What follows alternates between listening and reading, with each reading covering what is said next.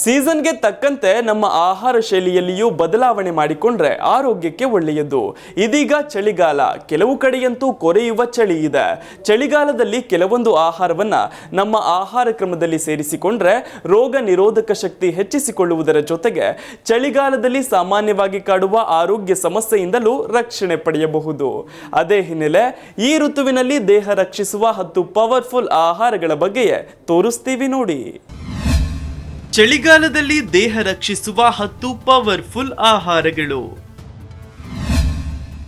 ಚುಮು ಚುಮು ಚಳಿಯ ಈ ಹೊತ್ತಲ್ಲಿ ಇವುಗಳನ್ನು ತಿನ್ನಿ.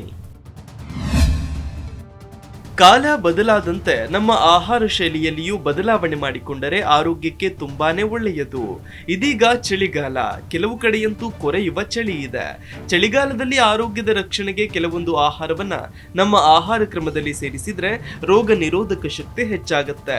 ಚಳಿಗಾಲದಲ್ಲಿ ಸಾಮಾನ್ಯವಾಗಿ ಕಾಡುವ ಆರೋಗ್ಯ ಸಮಸ್ಯೆಯಿಂದ ದೇಹವನ್ನ ರಕ್ಷಣೆ ಮಾಡ್ತವೆ. ಹಾಗಿದ್ರೆ ಅಂತಹ ಆಹಾರಗಳು ಯಾವ್ಯಾವು ಅಂತಲೇ ನೋಡೋಣ. ಮೊದಲಿಗೆ ನಿಂಬೆ. ಬೆಳಗ್ಗೆ ಎದ್ದ ಮೇಲೆ ಬಿಸಿ ನೀರಿಗೆ ಸ್ವಲ್ಪ ನಿಂಬೆ ರಸ ಹಾಕಿ ಕುಡಿಯಿರಿ. ಇದರಿಂದ ದೇಹಕ್ಕೆ ವಿಟಮಿನ್ ಸಿ ಸೇರುತ್ತೆ. ಹಾಗೆಯೇ ದೇಹದಲ್ಲಿ ರೋಗ ನಿರೋಧಕ ಶಕ್ತಿ ಹೆಚ್ಚಾಗುತ್ತೆ. ಇನ್ನು ನೆಲ್ಲಿಕಾಯಿ ಈ ಸೀಸನ್ ನಲ್ಲಿ ತುಂಬಾನೇ ದೊರೆಯುತ್ತೆ. ದಿನ 1 ನೆಲ್ಲಿಕಾಯಿ ತಿಂದರೂ ತುಂಬಾ ಒಳ್ಳೆಯದು. ಇದರಲ್ಲಿರುವ ವಿಟಮಿನ್ ಸಿ ದೇಹದಲ್ಲಿ ರೋಗ ನಿರೋಧಕ ಶಕ್ತಿ ವೃದ್ಧಿಸುತ್ತೆ. ಅಲ್ಲದೆ ಕೂದಲು, ತ್ವಚೆಯ ಆರೋಗ್ಯಕ್ಕೂ ಒಳ್ಳೆಯದು. ನೆಲ್ಲಿಕಾಯಿಯ ಉಪ್ಪಿನಕಾಯಿ ಅಥವಾ ಜ್ಯೂಸ್ ಮಾಡಿ ಆದ್ರೂ ಕುಡಿಯಬಹುದು. ನೆಲ್ಲಿಕಾಯಿ ಚಟ್ನಿ, ನೆಲ್ಲಿಕಾಯಿ ಪುಡಿ, ಹೀಗೆ ನೆಲ್ಲಿಕಾಯಿಯನ್ನು ನಿಮ್ಮ ಆಹಾರ ಕ್ರಮದಲ್ಲಿ ಸೇರಿಸಿಕೊಳ್ಳಿ. ಇನ್ನು ತುಪ್ಪ. ಚಳಿಗಾಲದಲ್ಲಿ ನೀವು ಸೇವಿಸಲೇಬೇಕಾದ ಆಹಾರದಲ್ಲೊಂದು ತುಪ್ಪ. ತುಪ್ಪವನ್ನು ಬ್ರೇಕ್ಫಾಸ್ಟ್ ಅಥವಾ ಅನ್ನಕ್ಕೆ ಹಾಕಿ ಸವಿಯಿರಿ. ತುಪ್ಪವನ್ನು ಚಳಿಗಾಲದಲ್ಲಿ ಸೇವಿಸುವುದರಿಂದ ತ್ವಚೆ ಡ್ರೈ ಆಗೋದನ್ನ ತಡೆಗಟ್ಟಬಹುದು. ತ್ವಚೆಯಲ್ಲಿ ಮೃದುತ್ವ ಕಾಪಾಡಲು ಕೂಡ ತುಪ್ಪ ಸಹಕಾರಿ. ಇನ್ನು ಸಿಹಿಗೆಣಸು.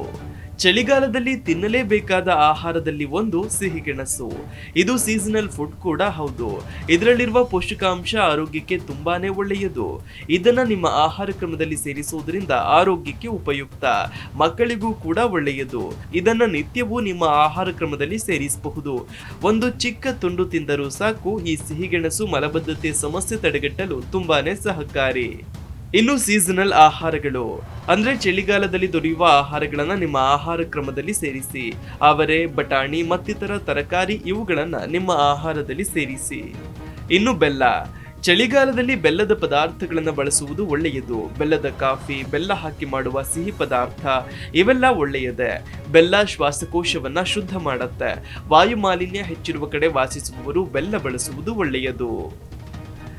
ಇನ್ನು ಬ್ರೋಕೊಲಿ, ಕ್ಯಾಬೇಜ್, ಹೂಕೋಸು ಈ ಬಗೆಯ ತರಕಾರಿ ಇವುಗಳನ್ನು ಕೂಡ ನಿಮ್ಮ ಆಹಾರ ಕ್ರಮದಲ್ಲಿ ಸೇರಿಸುವುದು ಉಪಯುಕ್ತ. ಇವುಗಳಲ್ಲಿ ನಾರಿನ ಅಂಶ ಹಾಗೆ ವಿಟಮಿನ್ ಸಿ ಇರೋದ್ರಿಂದ ಆರೋಗ್ಯಕ್ಕೆ ಒಳ್ಳೆಯದು.